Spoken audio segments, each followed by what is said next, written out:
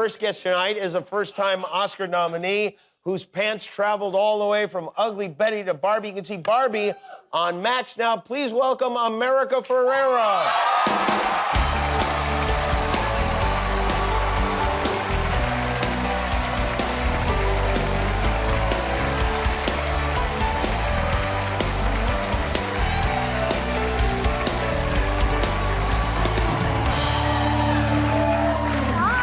Does it sound strange to hear Oscar nominee America Ferrera? Is that normal to you now? Been waiting my whole life. Really? So, yeah. No, it's so surreal. I still have not processed. I guess it would be hard to process. And when you say you've been waiting your whole life, is it something that you dreamed about as a kid? I knew I wanted to be an actress when I was 5 years old. That's Yeah. all I ever wanted to do. I also wanted to be a human rights lawyer. That didn't pan out. But, and you know, it was 10, 12, 16, watching the Academy Awards. It's the mountaintop. And so this is like, I keep seeing everything through like 10-year-old America's eyes, and it's like yesterday at the nominees lunch, I said hi to Martin Scorsese, and you know, it's just like it's so surreal. Explain what the nominees lunch is, because I don't think most people know about it, and it's a pretty, a lot of people say it's the best part of the Oscars. It's so sweet. So it's all the nominees, and everyone gets to bring one person. So. And really, all the nominees, every nominee in every branch, for this luncheon, and it's held at an Arby's, which is very strange. Yeah. Seems weird, but you know, it's tradition, I guess. Yeah. and they split you up so you don't get to like talk to your group and cast. You have to like meet other nominees. It's sort of like freshman orientation.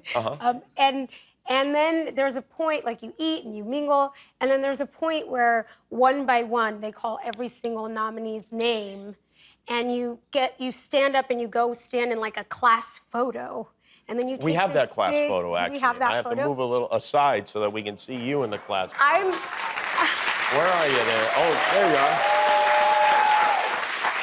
I can't really see that well. It's behind Martin Scorsese. And next to his editor, Thelma Schoonmaker. Oh yeah, there's Marty. And actual size.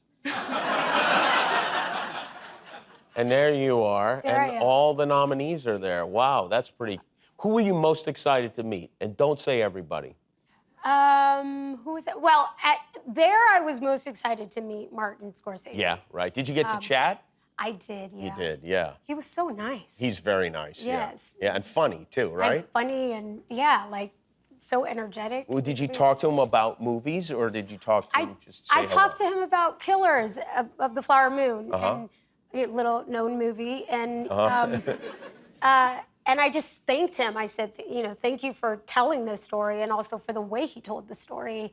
Did he thank you for telling the Barbie story? Yes, yeah. Good. He said he was actually very kind and very lovely. He didn't mention Barbie specifically, but I think it made an impact on him. Were you awake when the nominations were announced? I was. I had just sent my husband and kids off to school. I didn't send my husband off to school. I sent my husband off to take my kids to school. America's husband is 11 years old. But very, very bright. Really, like a super genius almost. You were in New York, so, okay, so yeah. So it was like school drop-off time, 8:30 in the morning. So it was like they were off, and I was still like in my pajamas.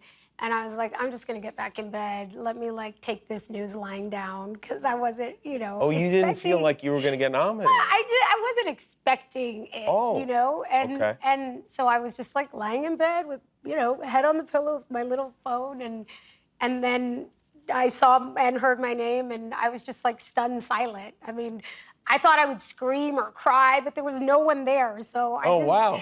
And there was a moment of like, wait, is this real? And then my phone started blowing up, and that's how I knew it was real. Who's the first person you spoke to?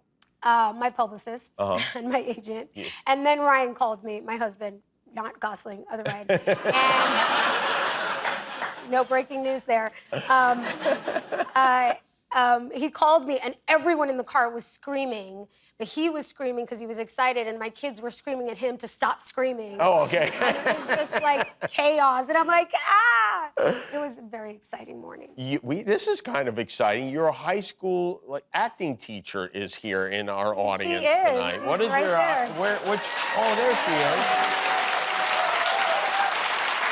This has got to be exciting for both of you, right? This is Mrs. Freitag.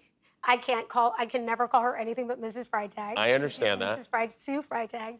And she was one of my 2 drama teachers in high school. And we spent a lot of lunch times eating in the drama room together because I was super popular and cool and had lots of friends. And that's why I chose to. And she was a lifeline, and I love her to death. And This has got to be a real feather in your cap, right? I had 0 to do with this. 0. Not 0. I mean, come on, 0? 0. She is a natural talent. I didn't have to do anything. But I will say, I'm very proud of you. I will say that, like, when you're a kid in the arts, and a kid like me who is like, you're beholden to just whatever you can access, right? Public school. Every person who sees you and sees your talent and believes in you and tells you to keep going, they're your lifeline. That's like what keeps you going. Yeah, so not 0. Not 0. I love that. I love you, and I'm so very, very proud of you. That's America Ferrera is here with us. We'll be right back. It is literally impossible to be a woman. We have to always be extraordinary. But somehow we're always doing it wrong. You have to never get old, never be rude, never show off, never be selfish, never fall down, never fail, never show fear, never get out of line. I'm just so tired of watching myself and every single other woman tie herself into knots so that people will like us. That is America Ferrera and Barbie, which is on Max now. That is a role for which you were nominated for an Academy Award. And really, and I think that's one of those moments in movie history that people are always going to remember that speech. Are you aware of that?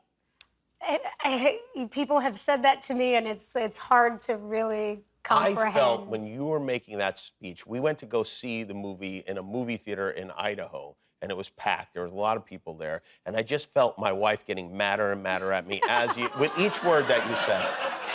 You're very well done. It's like, maybe I should hit the restroom right now.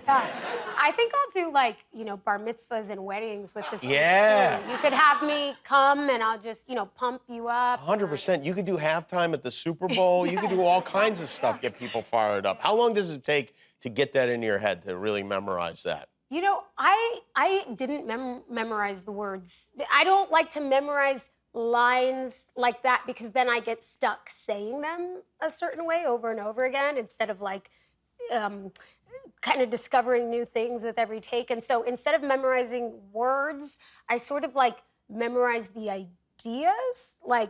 Does that make any sense? I don't know. We'll ask Mrs. Freitag. LAUSD public school drama kid over here, guys. I figured it out.